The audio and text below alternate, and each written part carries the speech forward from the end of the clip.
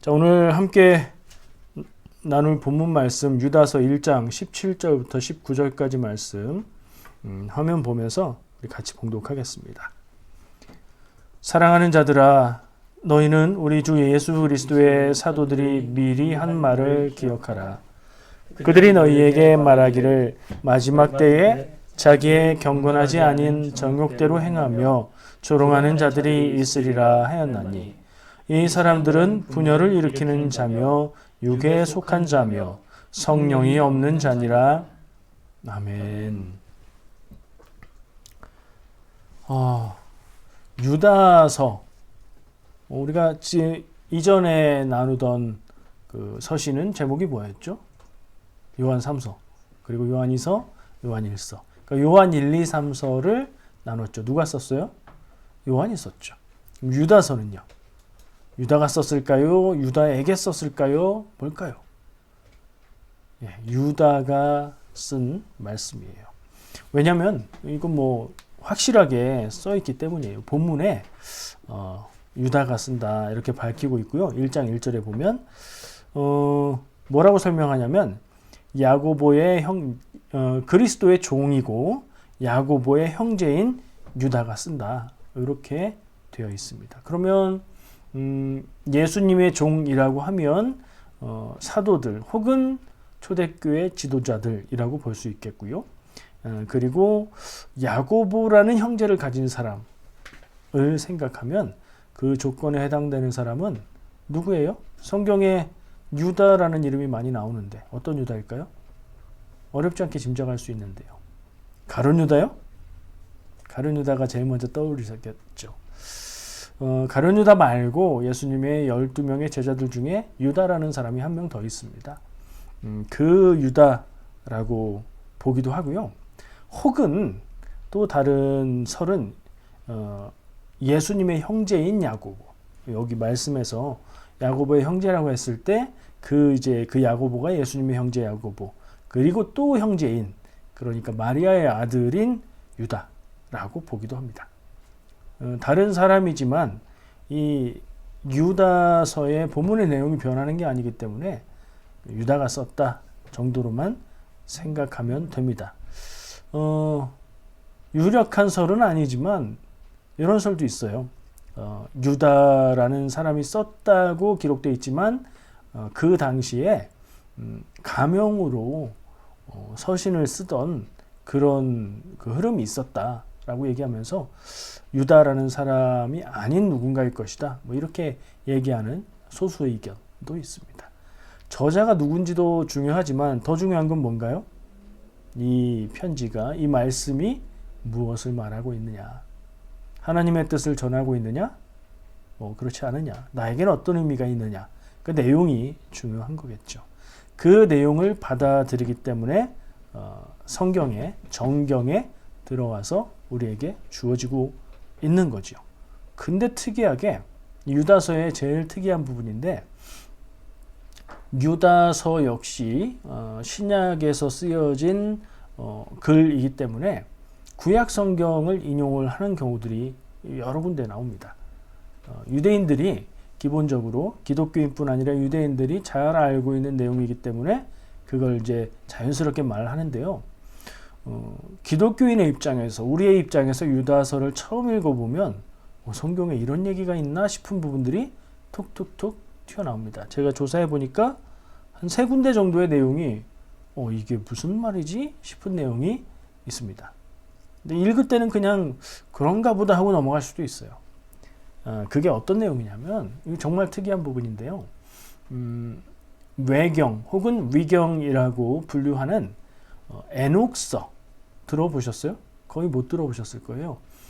그러니까 구약 성경의 내용에 해당하는 에녹서라는 책인데 이건 정경에 들지 못했어요.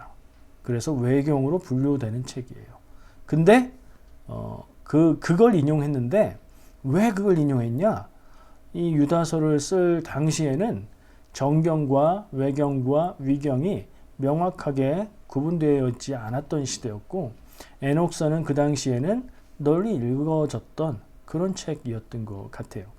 그래서 이 유다서 자체는 정경으로 구분이 돼서 성경에 들어와 있는데 유다서 안에 살짝 인용하고 있는 내용들이 정경이 아니다라고 따로 떨어진 에녹서, 그리고 한 군데는 모세의 승천이라는 외경을 인용하고 있습니다. 굉장히 특이한 경우인 거예요. 인용한 원전은 성경에 들지 못했는데 인용을 한 그 유다서는 성경에 들어온 거죠. 이거 어떻게 이해해야 될까요? 그래서 어떤 사람들은 이 부분을 놓고 이 유다서는 외경인 책들을 인용하고 있기 때문에 정경으로 받아들이기 곤란하다, 이런 주장을 하기도 하는데요. 교회의 전통은 그렇게 하지 않았습니다. 유다서의 내용을 하나님의 말씀으로 정경으로 받아들였어요. 왜 그럴까요?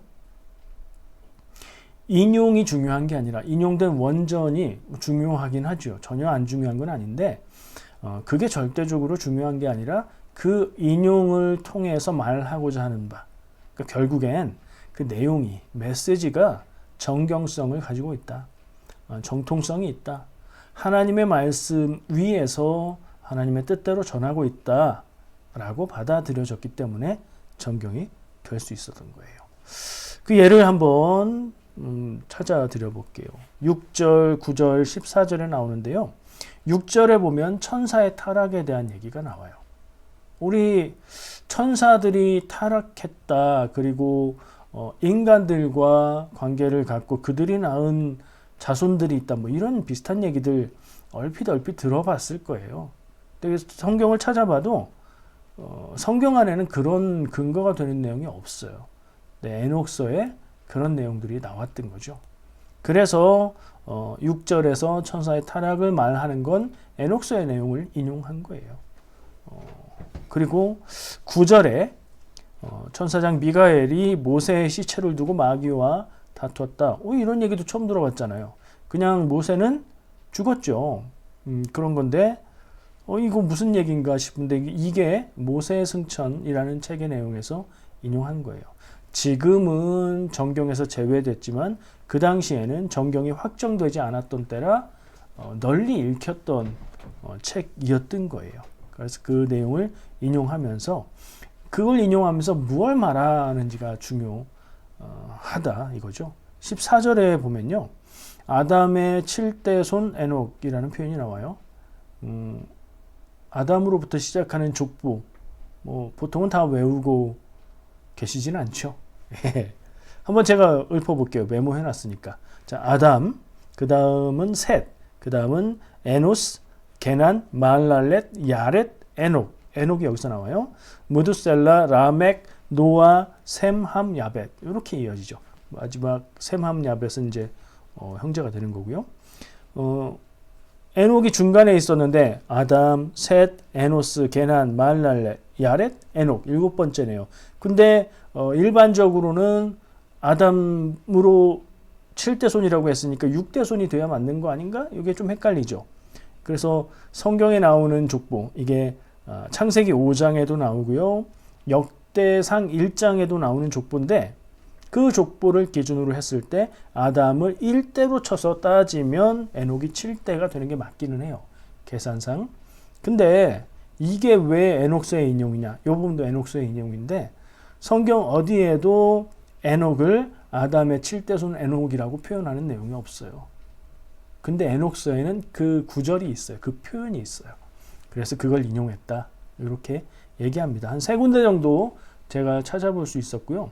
그러나 이것들이 외경에서 인용됐다고 해서 이 인용을 통해서 전하는 메시지가 잘못됐거나 틀렸거나 문제가 있는 게 아니기 때문에 이 부분은 알고 넘어가면 됩니다. 메시지를 기억하면 되는 거죠.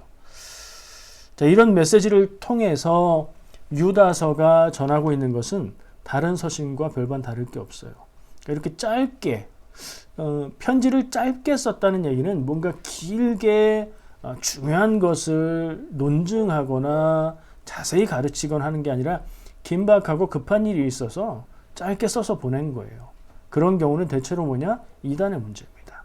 유다서 역시 기본 메시지는 거짓 교사에 대한 경계라고 요약할 수 있어요. 거짓 교사가 결국에 이단입니다. 유다서에서도 거짓 교사들을 조심해라. 그 교회에 가만히 조용히 들어온 사람들이 있다. 그러니까 교회 안에 잘못된 것을 가르치는 사람들이 있다라는 것으로 경계하라고 얘기하고요. 구약의 예들을 들면서 이런 사람들이 있을 거라고 했다. 그리고 오늘 그 본문 말씀에도 나왔는데 사도들이 미리 그것을 말했다. 이렇게 강조를 하고 있는 내용이에요. 본문 말씀에 마지막 때라는 내용이 나왔는데요. 우리가 마지막 때라는 말이 나오면 우리의 이해로는 내 인생 혹은 세상이 끝나는 마지막 날, 그때 언제죠? 예수님이 다시 오시는 재림의 날, 심판의 날이 떠오를 텐데 성경에 그리고 초대교회 시대에서 말하고 있는 마지막 때는 그렇게 이해하기보다는 예수님의 처음 오신 초림, 그러니까 복음서 시대에 그때 초림의 때부터 마지막 날, 정말 마지막 날인 예수님이 다시 오시는 재림의 날 사이의 모든 시대를 마지막 때라고 이해를 하는 게 조금 이해가 편합니다. 그게 맞게 이해가 되는 방법이에요. 그러면 이제 마지막 때에 그런 자들이 나타날 거다라는 얘기잖아요. 거짓 교사들, 그리고 믿음을 저버리는 자들이 나타날 거다, 이런 얘기니까 그 마지막 때가 언제냐? 라고 물었을 때 교회가 시작되고 예수님이 다시 오셔서 모든 것이 끝나는 그 모든 역사 가운데, 그러니까 지금도 그 마지막 때에 들어가는 거예요. 그럼 뒤집어 물을 수 있죠. 초대교회 때 그때의 거짓 교사들, 이단들이 나타났다고 경계하고 있는데, 그러면 그 이단들, 잘못된 믿음들은 뿌리가 뽑혔을까? 지금은 어떨까? 물어보면 지금도 있다. 지금도 분명하게 있다. 당연하죠. 이단들 있잖아요. 그렇죠? 그리고 제가 늘 강조하듯이 그렇게 구분되는 이단 외에도 우리들의 생각과 믿음의 형태 가운데도 이단적인 잘못된 믿음들이 들어있잖아요. 언제나 있는 거예요. 이 부분을 얘기하고 경계하고 있는 거죠. 요 메시지를 딱 요약해서 말하면 마지막 때에 정욕대로 행하고 진리는 복음이라는 말로 대체할 수도 있겠죠. 진리를 조롱하는 사람들이 있을 것이다. 18절의 말씀을 간단하게 말하면 그렇게 되는 거예요. 그래서 적용해보면 지금도 있다. 이단 종파들은 지금도 있고, 이단의 가르침은 지금도 있고, 이단적인 생각들은 지금도 있고, 잘못된 믿음의 형태 지금도 있다. 교회 안에도 있고 내 안에도 있다. 그걸 우리가 민감하게 세심하게 살피고 경계해야 한다. 이런 메시지로 들을 수 있겠죠. 초대교회 초기부터 잘못된 믿음, 잘못된 신앙, 이단은 있었고, 교회의 역사 가운데 계속 있어 왔고 지금도 있다. 늘 있는 거니까 당연한 거다, 그게 아니라 늘 있기 때문에 우리가 늘 경계해야 된다. 바른 믿음은 무엇일까? 하나님의 뜻은 무엇일까? 나의 지금 이 생각이 하나님의 뜻에 맞는 것일까를 계속해서 묻고 확인해야 한다는 그런 메시지로 우리는 적용할 수 있습니다. 이걸 이단이라고 표현할 수 있겠죠. 거짓 교사를 바로 이단으로 바꿔서 말해도 동의어니까 이단이라고 이해할 수 있어요. 근데 또 배교, 믿음을 저버리는 거, 믿음을 버리는 거, 하나님을 버리는 것이라고 바꿔서 이해할 수도 있어요. 이단은 늘 있다, 이단은 지금도 있다, 이렇게 하나만 생각할 게 아니라 믿음을 저버리고 믿음을 버리고 잘못된 믿음으로 빠져가는 경우들이 전에도 있었고 늘 있어왔고 지금도 있다. 이렇게도 적용해 볼 수 있다는 거죠. 그리고 이단과 배교를 합해서 저는 잘못된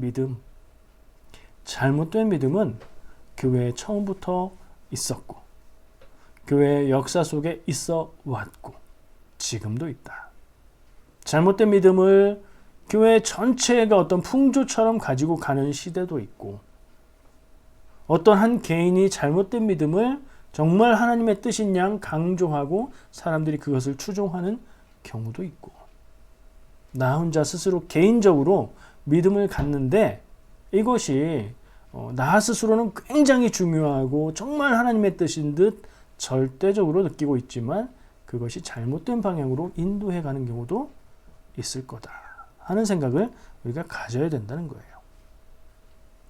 여러분, 잘못된 믿음을 생각할 때 가장 중요한 것은 무엇일까요?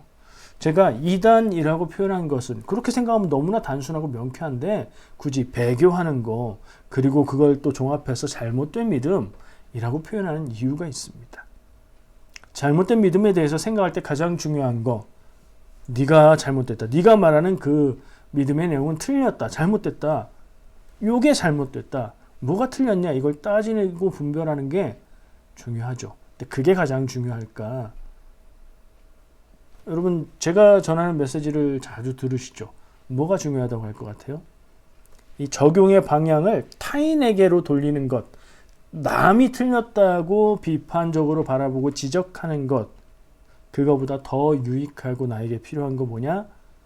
내 믿음을 살펴보고 점검해 보는 거.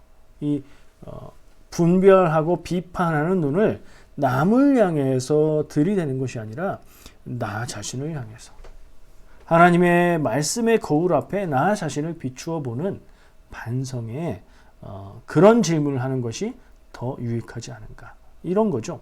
나는 잘못된 믿음을 갖고 있지 않나? 물어보는 거죠. 그러니까 오늘 유다서의 메시지를 들었을 때 교회 안에 이단과 배교와 잘못된 믿음, 잘못된 생각들은 늘 있어 왔다고, 지금도 있다고? 그러면 맞아, 그 사람 이상해, 저 사람 틀렸어. 그게 아니라 내 생각, 내 믿음, 내가 당연히 생각하고 있는 것에는 문제가 없을까? 라고 이 바라보는 시선을 나를 향해서 반성해 보는 게 영적으로 가장 유익하다. 저는 그것을 강조하고 싶습니다.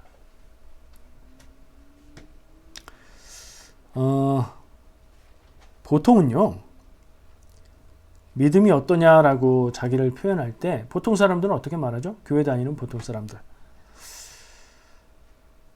내가 옳다, 내가 진리를 안다, 이렇게 말하는 사람은 별로 없어요. 보통 뭐라고 말하냐면 저는 믿음이 연약해서요, 이렇게 말하죠. 그걸 아주 단적으로 표현하는 단어가 있어요. 나이롱이에요, 나이롱. 날라리예요. 이렇게 표현해요. 어떻게 들리십니까? 야, 이 사람 참 자기 믿음의 수준이 낮다고 겸손하게 표현하는구나 하는 느낌으로 들릴 수도 있고, 또 한편에서는 이 사람 이 나이롱, 날라리라는 말을 통해서 믿음의 기준에 미치지 않는 자기의 모습을 합리화하고 있구나 하는 느낌으로 들릴 수도 있겠죠. 어느 쪽이 맞을까요? 그건 사람마다 다르고 경우마다 다르죠. 듣는 사람은 느낄 거예요. 말하는 자기 자신도 느낄 겁니다. 근데 이건 보통의 경우가 이렇고요. 보통이 아닌 사람들은 어떻게 하죠? 믿음이, 신앙생활이 보통이 아닌 사람들은 자기가 옳다고 얘기합니다. 자기가 알고 있는 것이 진리라고 말합니다. 자기가 생각하고 있는 것이 하나님의 뜻이라고 말합니다. 무슨 얘기예요? 자기가 기준이 되어서 자기가 알고 생각하고 깨달은 것이 하나님의 뜻이고 진리다라고 정말 하나님의 뜻보다 자기의 기준을 더 위에 놓고 말하는 듯 들리게 말을 합니다. 하는 얘기를 아무리 들어봐도 그냥 자기 주장을 하고 있는 것 같은데 그게 하나님의 말씀이고 하나님의 뜻이라고 열을 내서 얘기합니다. 이거 심각한 문제라고 생각합니다. 이걸 바꿔 말하면 자기 중심적인 신앙이라고 할 수 있겠죠. 나만 생각하는 거고 나만의 이해와 생각이 절대적인 거예요. 물론 자기의 생각, 자기의 경험, 자기의 믿음이 중요하죠. 근데 거기에 뭐가 빠졌어요? 다른 사람은 다른 것을 경험하고 다르게 느끼고 다른 것을 알고 있다는 것을 생각하지 못하는 거예요. 내가 알고 내가 생각하는 게 전부라고 생각하는 거예요. 그럼 믿음이 좋은 게 아니라 고집스러운 거고요. 시야가 좁은 겁니다. 자기 중심적인 신앙은 확고한 열정과 의지는 있을지 모르지만 폭넓은 관용과 포용하는 마음이 없고 정말 진리를 담을 수 있는 그릇의 크기가 되지 못합니다. 물론 인간은 누구도 진리를 담을 수 있는 크기가 되지 않죠. 그러나 자기 중심적인 신앙, 그런 시선을 가지면 더 작다고요. 여러분 스스로는 어떠십니까? 이단이 무엇이 틀리고 잘못됐는지를 아는 것 매우 중요한 일입니다. 왜냐하면 우리가 그것을 듣고 그럴듯해 하고 혹해서 넘어가면 안 되니까요. 우리 교회가 거기에 빠져버리면 안 되니까요. 그런 분별 굉장히 중요한데 제가 오늘 유다서의 말씀을 읽고 묵상하면서 유다가 강조해서 말하고 있는 부분 속에서 같이 나누고 싶은 것은 자기는 돌아보지 않고 남을 철저히 비판적으로 보는 그런 태도가 아니라 반대로 남에 대해서는 관용하고 이해하고 분별은 하되 받아들이고 인정하고 나 자신에 대해서 철저한 비판적인 성경에 근거한 그런 분별을 가지고 나 자신을 비추어 보는 태도가 먼저 필요하다. 저는 그걸 좀 강조하고 싶습니다. 단순하게 말해볼까요? 절대로 자기중심적인 신앙의 길을 가지 말자는 얘기를 하고 있는 겁니다. 내가 경험하고 겪고 생각하고 깨달은 것들은 굉장히 중요하고 소중하되 그게 전부가 아니라는 것만 기억하면 됩니다. 이것은 사람이 지능이 높거나 똑똑하거나 경험이 많다고 할 수 있는 게 아닙니다. 그리고 경험이 많이 쌓이면 자연스레 생기는 것도 아닙니다. 경험이 많이 쌓여서 자연스레 생기는 것은 자기 경험에 빠지고 그것에 아집을 갖게 되는 길입니다. 이 길로 가지 않으려고 자기 중심적인 신앙의 길로 가지 않으려고 정말 애쓰고 힘써야 가지 않을 수 있는 거예요. 나는 꼰대가 싫어 라고 하면서 나이가 들수록 자기가 싫어했던 그런 모습이 되는 것과 똑같은 거예요. 정말 치열하게 노력하지 않으면 내가 비판했던 모습을 내가 가지게 되는 거죠.